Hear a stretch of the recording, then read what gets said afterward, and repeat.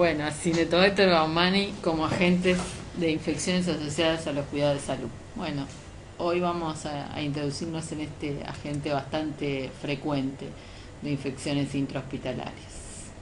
Bueno, en cuanto a cómo nos ubicamos con respecto a Acinetobacter baumannii. Acinetobacter en realidad es un género que tiene por lo menos hasta hace un tiempo 33 especies diferentes y unas poquitas de ellas tienen significado desde el punto de vista clínico. El complejo Acinetobacter coalcoacéticos baumannii está formado por cuatro especies, por la genómica 3, por la 3CTU, por baumannii, por coalcoacéticus.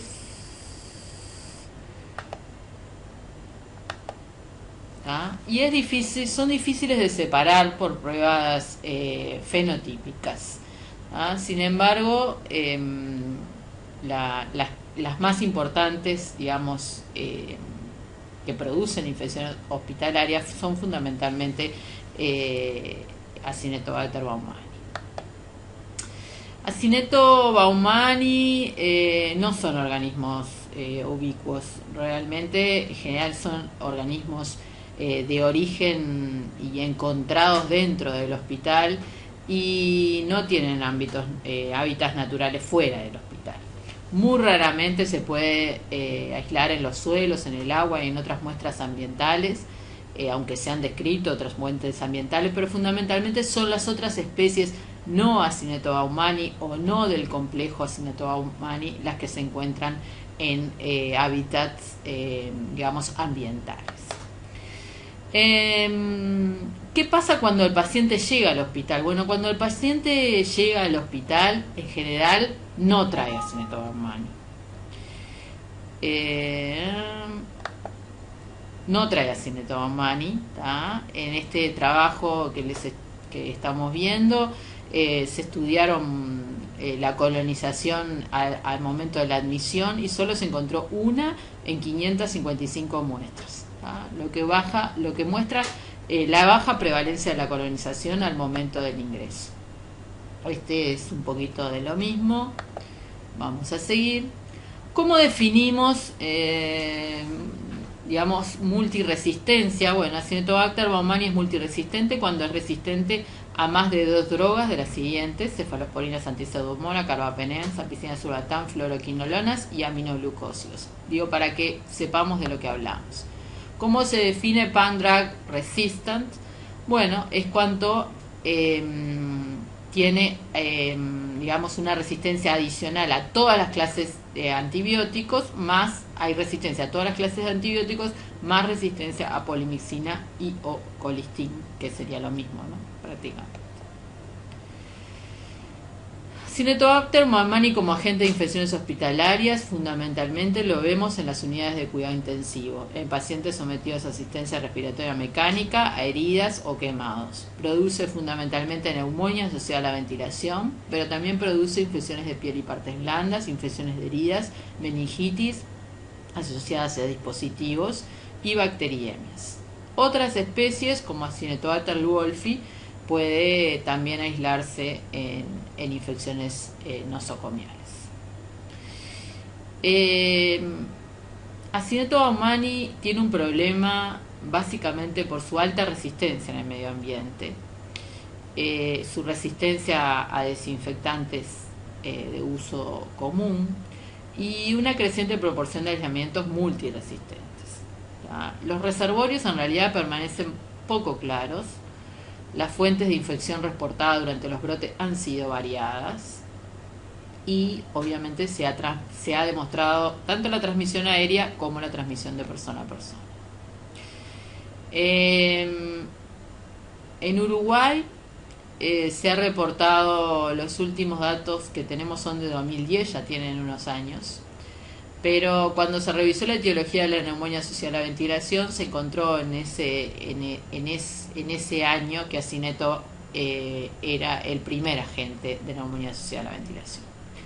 Seguramente hoy, 2015, 2016, estos no son los datos, seguramente ocupa un puesto mucho más abajo, Pero bueno, estos son los datos nacionales que tenemos y bueno, queríamos mostrar.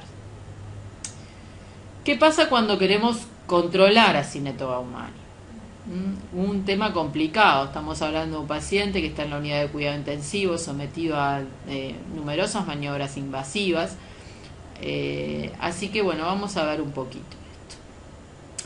Primero deberíamos hacer un diagnóstico de situación. ¿Estamos en endemia, epidemia o tenemos ambas? En general solo es posible averiguar en qué situación estamos utilizando técnicas de biología molecular para tipificar las cepas. Podemos tener una sospecha que estamos en endemia, que estamos en epidemia, podemos tener una idea de números, de incidencia, pero es difícil, si no contamos con la biología molecular, saber exactamente cuál es la situación. El control, como dice este trabajo, que ya tiene unos años, debe ser adaptado a los factores de riesgo que se encuentran en cada centro. En este trabajo nosotros vamos a ver un poquito qué se hizo en una unidad de cuidado intensivo nacional en relación a las medidas de control. Nosotros, en un estudio de Medina y colaboradores, Acinetobacter era la primera causa de neumonía asociada a la ventilación en la unidad de cuidado intensivo del Hospital Pasteur. Los principales factores de riesgo que se habían encontrado en ese trabajo había sido el uso previo de ciprofloxacina y el uso previo de ceftriaxona. Por lo tanto, a partir de noviembre de 2003 se comenzó con una política de restricción de uso de ceftriaxona. Ahí tienen los datos que muestran las dosis diarias definidas en el grupo 1, que sería pre-restricción, y el grupo 2, que sería post-restricción. Y ahí ven cómo el uso de ceftriaxona cayó realmente tanto en dosis diarias definidas como en dosis diarias definidas cada 1000 días paciente. Cuando fuimos a ver el grupo 1, que sería antes de la restricción, y el grupo 2, cuando estaba restringida la ceftriaxona, podemos ver cómo no hubo cambios en cuanto a la mediana del Apache, no hubo cambios en cuanto a la estadía. Sí hubo cambios en la tasa de neumonía asociada a la ventilación, que pasó en ese momento de 34 episodios cada 28 episodios. Estamos hablando de hace más de 10 años. Hoy las cifras del Hospital Pasteur no son estas, por suerte, porque uno siempre tiende a la mejora, son cifras históricas. Realmente ha bajado mucho la neumonía asociada a la ventilación en la unidad. Pero vean cómo la colonización y las infecciones hospitalarias en Acineto bajaron de 54 a 27, y las neumonias por Acinetobacter también bajaron de 27 a 15, y también bajó la mortalidad, todas con una P altamente significativa. Con lo cual uno podría decir, bueno, la ceftriaxona tuvo éxito, ¿no? Si miramos lo que pasó con la evolución de los aislamientos de Acinetobacter en la unidad, vemos cómo sí tuvo éxito, fue bajando realmente los aislamientos. Sin embargo, luego comienza de nuevo a crecer entre 2009 y 2010, a pesar de que la ceftriaxona seguía restringida. Por lo tanto, es verdad que una medida, como fue en este caso la restricción de ceftriaxona, logró bajar, pero no logró mantener a lo largo del tiempo la tasa de infección por Acinetobacter baumannii en niveles bajos. En este otro trabajo también estudiamos la colonización y las infecciones o las neumonias asociadas a la ventilación por Acinetobacter baumannii. En este caso estudiamos 175 pacientes ventilados mecánicamente, de los cuales 62 estuvieron colonizados con Acinetobacter baumannii. 12 pacientes llegaron colonizados a la unidad de cuidado intensivo del Hospital de Clínicas. Sin embargo, 50, o sea, la mayoría, se colonizaron durante la ventilación mecánica. 23 en el día 4 y 20 en el día 7, lo que marca que en la primera semana ya los pacientes se colonizaban con Acinetobacter baumannii en la unidad de cuidado intensivo del Hospital de Clínicas, y es colonización digestiva. Cuando fuimos a ver los factores de riesgo, vuelven a aparecer el uso previo de oximinosefalosporinas como factor de riesgo para la colonización digestiva. como hoy aparecía también para la neumonía asociada a la ventilación en la unidad de cuidado intensivo del Pasteur. Y la diabetes fue el otro factor de riesgo. Para los factores de riesgo para el desarrollo de neumonía asociada a la ventilación y traqueobronquitis purulenta por Acinetobacter baumannii, acá aparece que el desarrollo previo o la colonización con Acinetobacter baumannii en el tubo digestivo fue uno de los principales factores de riesgo independiente para el desarrollo de estas infecciones. Y acá venimos al tema de la colonización. La colonización es algo que nosotros no vemos. Si nosotros miramos el iceberg, vemos una puntita que son las infecciones. Sin embargo, la colonización digestiva que se busca a través del exudado rectal y del exudado faríngeo no se encuentra. Esto es lo que nosotros habitualmente en una unidad de cuidado intensivo no vemos y es la mayor parte de los pacientes y es lo que justifica muchas de las medidas que nosotros vamos a plantear para el control de Acinetobacter baumannii. Bueno, las medidas de prevención fundamentalmente van de la mano de un paquete multimodal que implica en la guía de eliminación de Acinetobacter baumannii disminuir la colonización, el uso adecuado de los antibióticos, la búsqueda de colonizados e infectados, la higiene ambiental y la utilización de las precauciones de contacto, así como la higiene de manos en los 5 momentos. O sea que el control de Acinetobacter baumannii implica estrategias multimodales. No alcanza una sola cosa para poder, una sola medida para poder controlar a la gente. En este trabajo que traje ejemplo de Rodríguez Baño, él usa un paquete de medidas que incluye la higiene de manos, las precauciones de contacto, la búsqueda activa de colonización rectal, perineal y faríngea, el cultivo periódico de las manos del personal, un protocolo especial de limpieza y reuniones obligatorias educativas y con fines de conocer cómo iba el trabajo.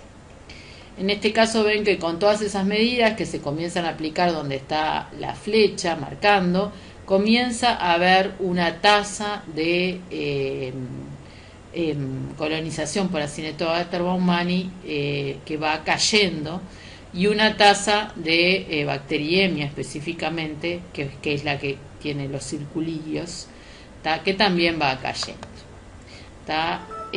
Hay que recordar algo, que los búsquedas de colonización en el caso de Acinetobacter baumannii tiene una baja sensibilidad. En este trabajo que yo les muestro, que se hacía con una frecuencia bastante intensa de ingreso y cada 3 días, la sensibilidad de la búsqueda de colonización fue baja.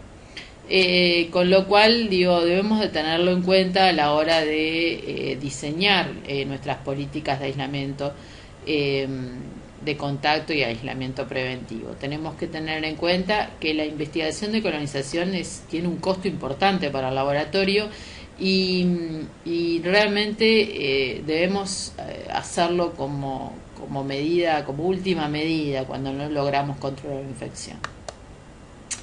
En el trabajo de Rodríguez Baño vean cómo estos son los clústeres de cepas que se fueron aislando y vean cómo comenzaron a bajar. Había una bastante,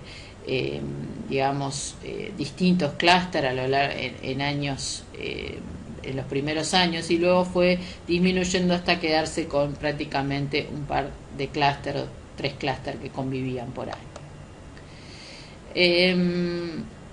En el trabajo que yo les mostré hoy, comparamos molecularmente las cepas de colonización digestiva con las cepas productoras de infección respiratoria. En los 37 teníamos 175 pacientes y 37 estaban colonizados en muestras respiratorias, de los cuales terminaron siendo 14 neumonias y 6 traqueobronquitis purulentas y los 17 con colonización digestiva, con colonización respiratoria. Cuando fuimos a ver la cepa, por ejemplo, acá tenemos el paciente 9, tenemos la cepa rectal y la cepa de aspirado traqueal, y eran en el carril 1 y en el carril 2, las cepas eran idénticas. El paciente número 11, tenemos la cepa faríngea y la cepa del aspirado traqueal, y vean que son idénticas. Ya cuando pasamos al paciente 33, La cepa entre el faríngeo y el aspirado traqueal son idénticas, pero son cepas distintas a las cepas del paciente 9 y del paciente 11. Acá tenemos en amarillo, quedan todas las que son iguales, en blanco son iguales, en celeste son iguales, ¿tá? Y esta naranja. Vean qué pasa con Acinetobacter en esta unidad. Vean que tenemos el paciente primero 9 y 11 colonizados con esta cepa que la vamos a ver en blanco, y vuelve a aparecer recién en el paciente 87, meses después, y luego vuelve a aparecer en el paciente 110. Algo similar pasa con esto que está en naranja, que vuelve el paciente 33 y después aparece en el paciente 102, meses después. Esto se los muestro como para ver que en esta unidad de cuidado intensivo podemos ver que hay, digamos, una endemia, ¿tá?, de acineto, pero vean que hay brotes, pequeños brotes, en este caso hubo 3 pacientes, ¿tá? Y es importante ver eso, ¿no? De que las cosas no son como se me fue para atrás, vamos a ir para atrás, disculpen, ¿tá? Entonces vemos que aparece y que hay como un salto en el tiempo. Acá aparece esta cepa que está y luego vuelve a aparecer meses después, mostrando que en algún lugar, en algún reservorio, esta cepa se quedó. Con lo cual acá cobran importancia las medidas de higiene ambiental. Y esto lo traigo porque en general para la higiene ambiental, la guía de la APIC, de la Asociación para de Infección de Control de Infección en Estados Unidos, recomienda hacer un tipo de limpieza ambiental, ¿tá?, utilizando una lista de chequeo para ver que se pasa por todos aquellos lugares de alto contacto, ¿tá?, como los pomos de las puertas, los costados de las camas, todos los switches o encendidos y apagados de las luces, los lugares donde, digamos, de las canillas donde se toca, los